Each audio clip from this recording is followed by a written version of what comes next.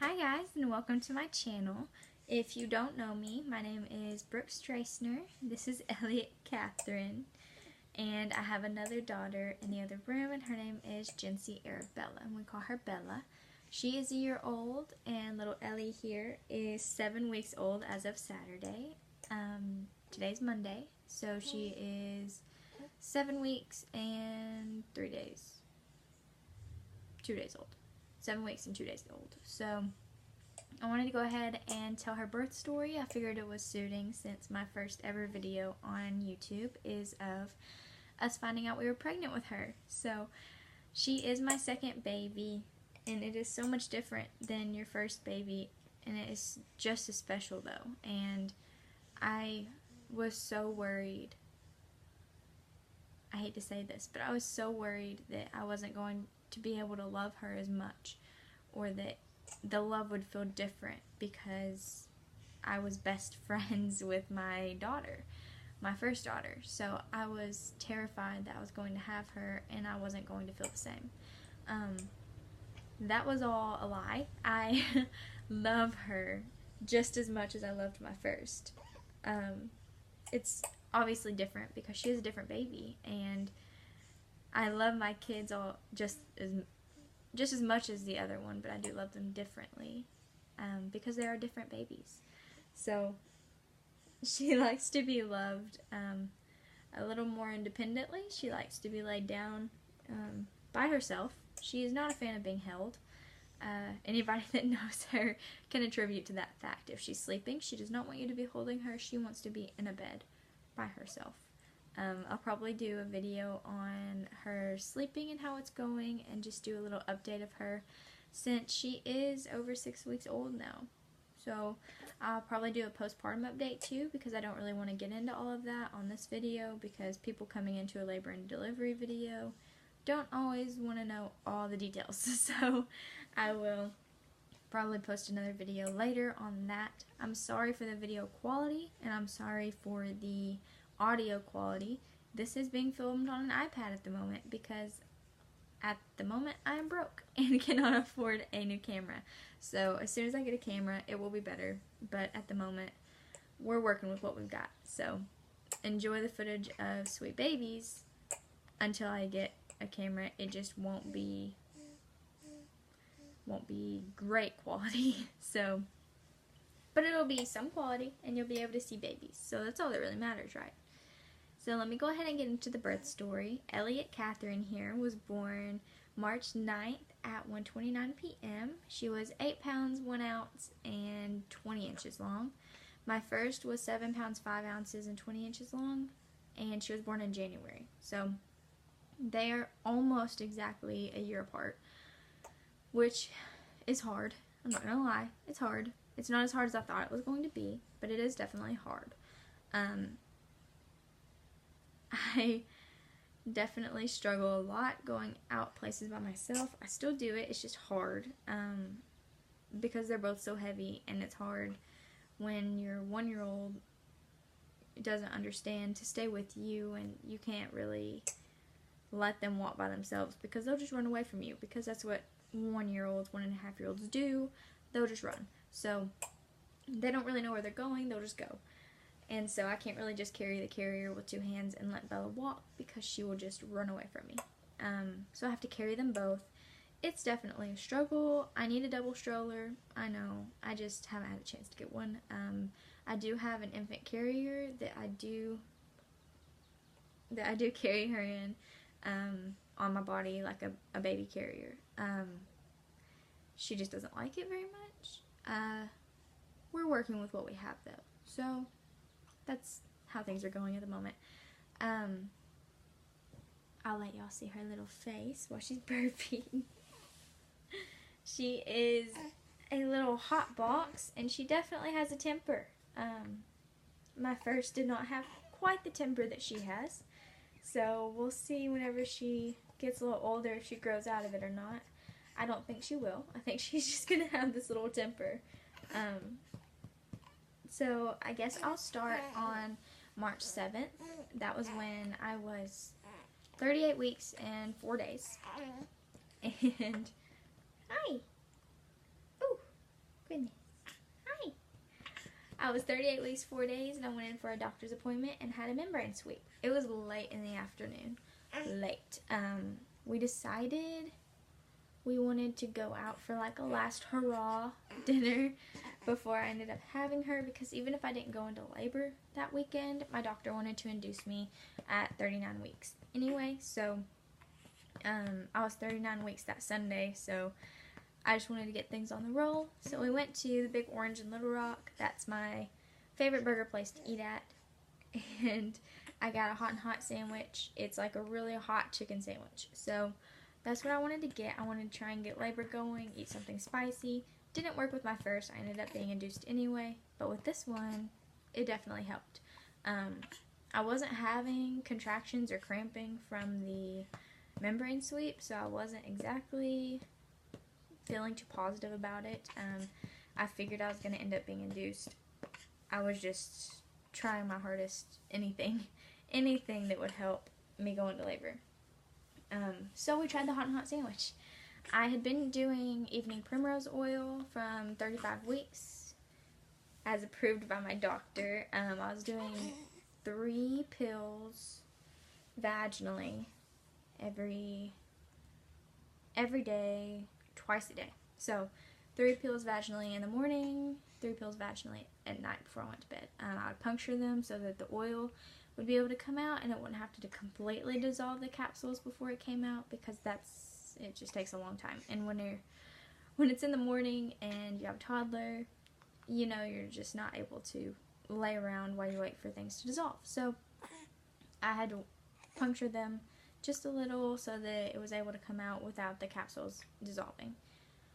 So I was inserting those twice a day from 35 weeks. At 38 weeks and 5 days, so that was on the 8th of March, what are you doing?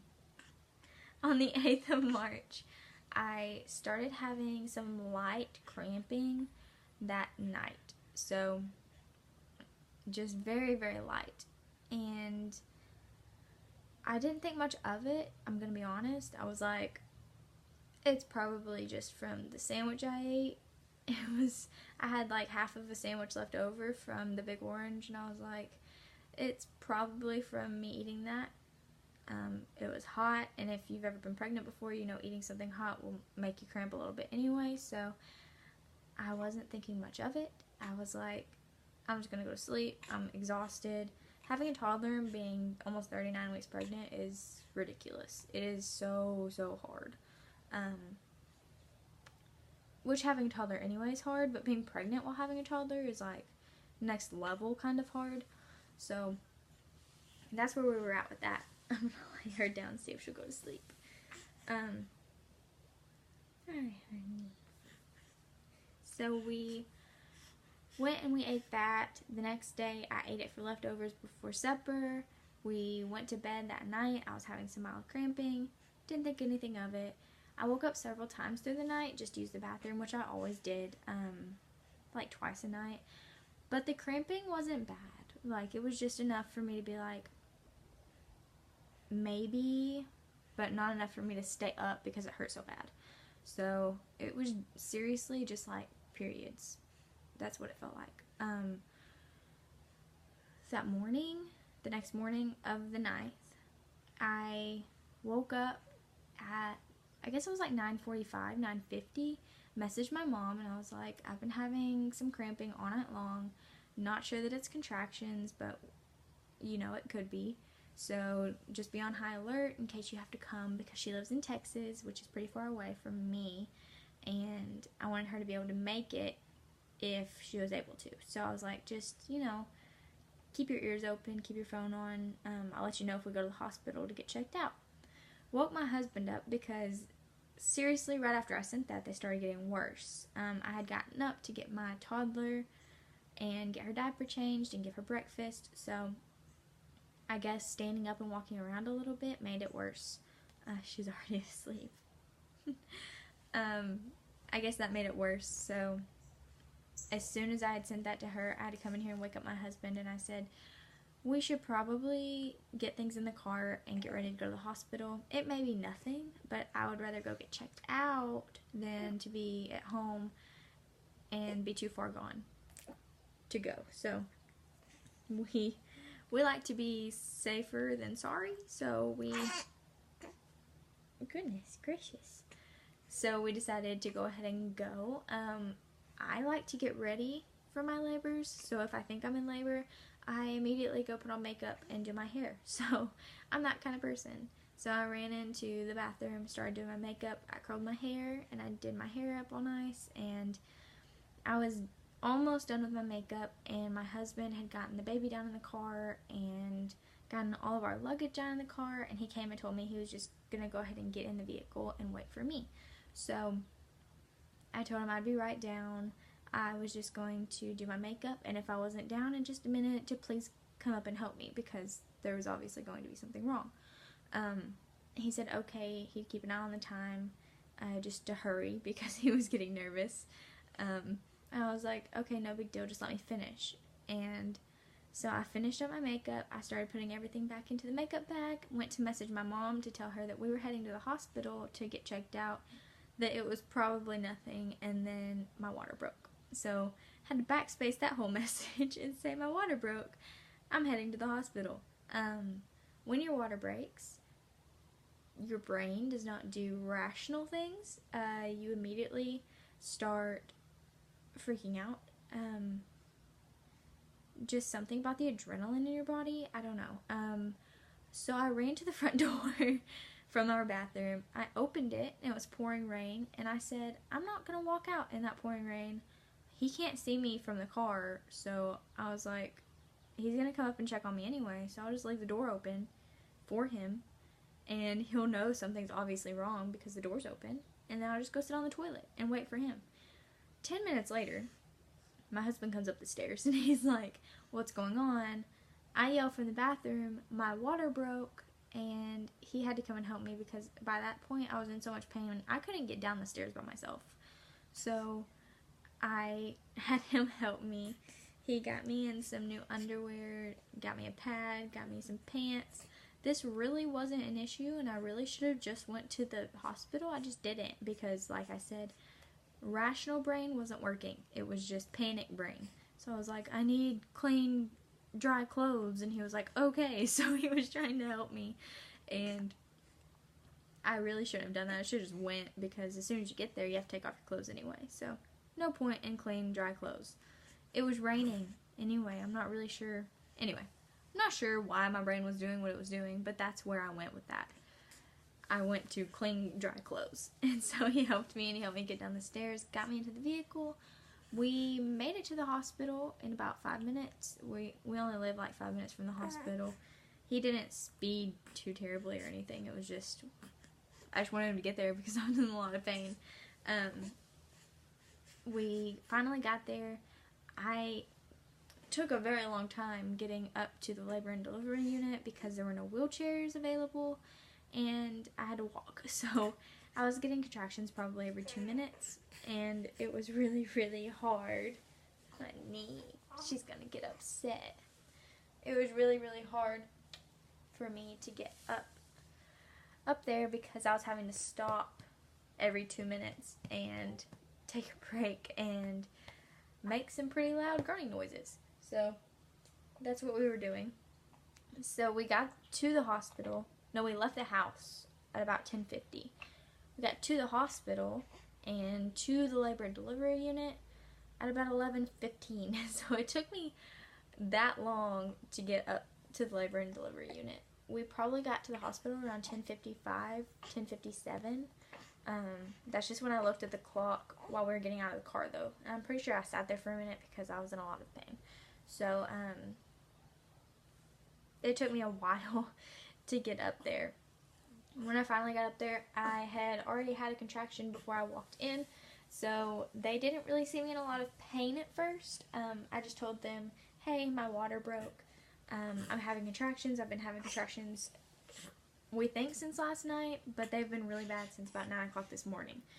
And when you tell nurses that, it sounds like, oh, she's only been having contractions for about 2 hours, from 9 until 11. So they were like, okay, well, we'll just get you in a room and make sure. We'll just get you in a room and check you.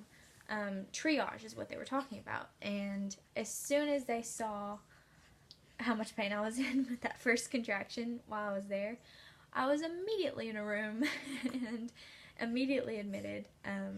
They took blood. They put a rush on it because it was my second baby, and they wanted to make sure if I wanted an epidural, which I did, that they were able to give it to me as soon as possible. So I was already 3 centimeters at my 38-week checkup, and I was 3 centimeters, 75% effaced whenever I got to the hospital, and my water had broken. So we got me changed into a hospital gown, and I peed for them, and they ran that, and all of the things that they have to do, all the questions they have to ask you, and I got into the bed, and I guess my husband's mom came and got my toddler, I'm pretty sure, and then his dad stayed at the hospital with us. It was me and my husband and his dad.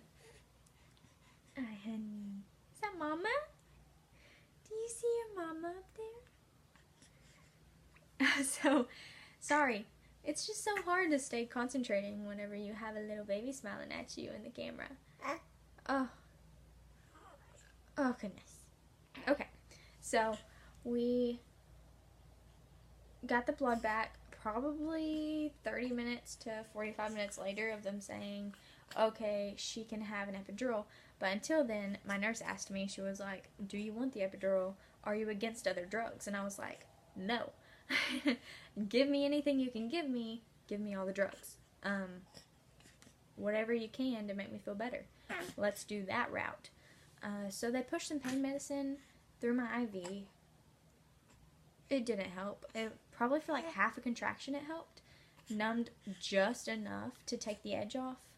But after that half of a contraction, it was back 3 times as worse. No lie, I was in so much more pain after the pain medicine than before. So, not sure why that was. It was very, very painful.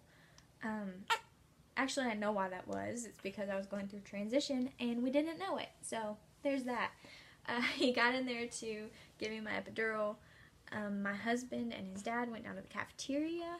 This sounds like it's going really fast because it did. They went down to the cafeteria because this hospital does not allow husbands to be in the room. With my first, we were allowed to have him in the room with me, which I liked a lot, but it's just a lot of liability issues for them because a lot of husbands get sick or pass out, and if they pass out and hit their heads, it's a lot of paperwork and it's a big deal. So,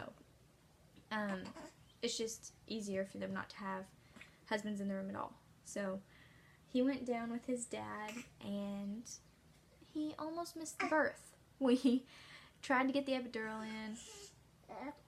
He thought he had it in. He thought it was in the right spot.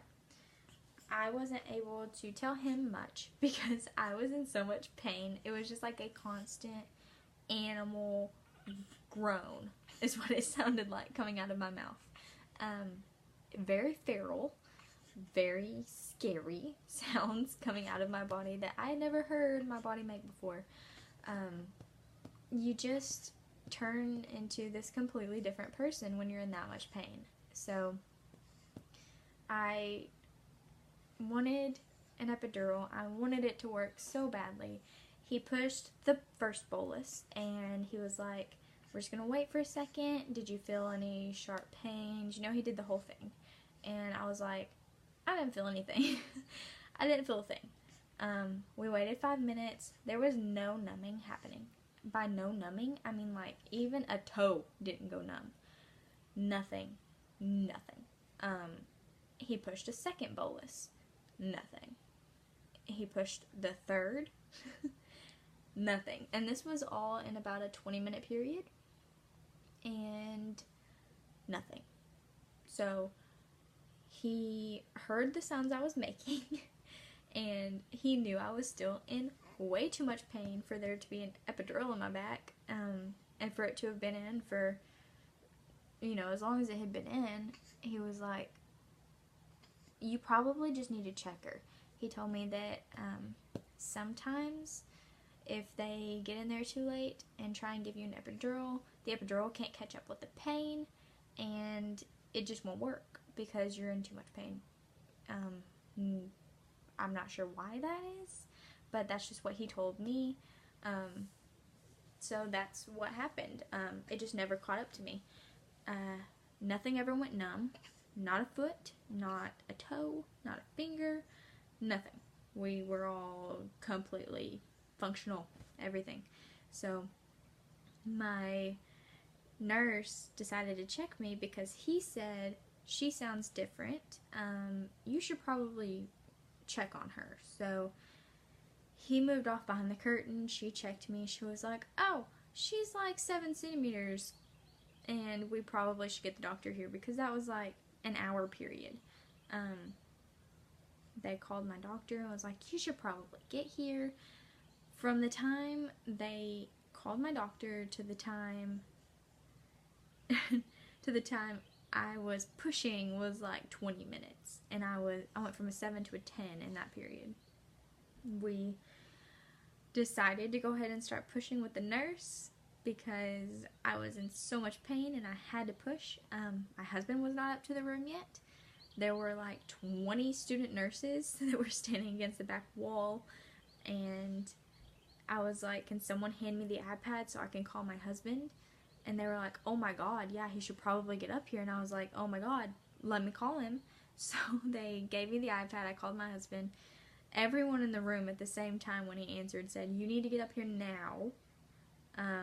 I told him, you better get up here if you want to see your baby be born because it's about to happen. He made it up there finally, barely. He said he ran the stairs. My doctor barely made it. He was also eating lunch. He was eating a burrito. So he walked in and he was like, sorry, got some crumbs on my face. I was eating lunch, had a burrito, had to run. The people in the waiting room that was family said that they saw him run past. He was trying to get to my room as fast as possible. He got in there just fast enough for me to push and get the baby. So, good for him. He got the baby. I almost delivered with a nurse. So, it wouldn't have been the end of the world. But, you know, you see a doctor for 9 months. You kind of want your doctor to deliver. So, I was waiting on him, really. And Miss Elliott came at 1:29 p.m. It was probably 3 or 4 pushes. It was just one constant contraction at this point, and a lot of pain. Just a lot of pain. My sisters, 2 of my sisters, were in there with me. They barely made it. They ran in right as I had her, and my husband was in there. It was just very fast. I had someone that wanted to take my birth pictures for me, and I didn't even have a chance to message her because it went so fast. It was just a crazy experience. Something that you don't think you'll ever go through is wondering if you're going to make it to the hospital. I'm so happy that we left when we did, and that I didn't try and do something stupid like take a shower, because we probably wouldn't have made it to the hospital. But she was definitely worth it. It was very, very painful. I would do it again in a heartbeat. I would do it again right now. I want lots more babies. I just don't want more babies at the moment. 2 under 2 is enough for me right now. But they're sweet. And she's doing really good. I'm doing really good. Recovery was, I'm not going to say easy. It was easier than my first, but with my first I had 4th degree tearing, so anything's easier than that. This one was barely any tearing. I had a few stitches, but nothing bad. He didn't even really tell me what degree it was. He just said it's not bad. So I had a couple of stitches, but nothing crazy. And they healed I'm going to say by 3 weeks postpartum, my stitches were dissolved. At 4 weeks postpartum, I had my postpartum appointment instead of at 6 or 8 weeks.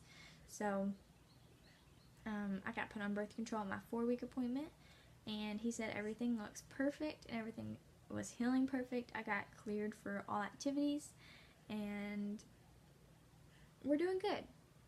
We're doing all right.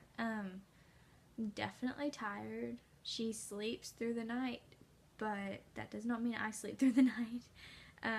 I still have a toddler, and we still have issues, with sickness sometimes and teething. So every once in a while, my toddler wakes up, and it wakes the baby up. So even though they both sleep 12 hours through the night, that doesn't mean every night they're gonna sleep 12 hours. You're still gonna have those nights. So most nights we get 12 hours of sleep, but I'm normally woken up probably around 1 or 2 just to check on her, and then probably around 4 or 5 she starts grunting and moving around, but she goes right back to sleep. I don't have to do anything to her.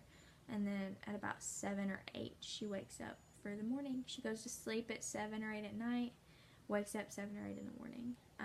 My oldest goes to sleep at 7. She normally wakes up around 8. It used to be 7 to 7, but now she sleeps 7 to 8, so that's good for me. I get enough time to feed the baby and change the baby and get her ready for the day before I have to go and get my toddler and feed her. So things are going well. We've definitely adapted well. Like I said, I am going to be doing an update on her and a separate update on myself, because I know that moms that are about to go through it, or moms that are in the midst of it, are wanting to know how things go and what things are like after having a baby. So especially if it's your first time, and even with your second time. I know I watched videos like that. So I will definitely be doing that. I do want to start vlogging, but I'm gonna have to find a good enough camera to do it with. I have a camera, it's just not great. It doesn't have a lot of storage. I'm gonna have to get a new card for it. So hang with me. We're about to go on vacation, so I'd like to vlog that. So anyway, that's what's coming up. That's my labor and delivery story with Miss Elliott. If you would like to check out her pictures from after she was born, check out my Facebook, check out my Instagram. If you have any questions, feel free to get in touch with me. I guess that's about it. So thank you guys so much for watching. Make sure to like, subscribe, and I guess I'll see you guys in the next one. Bye.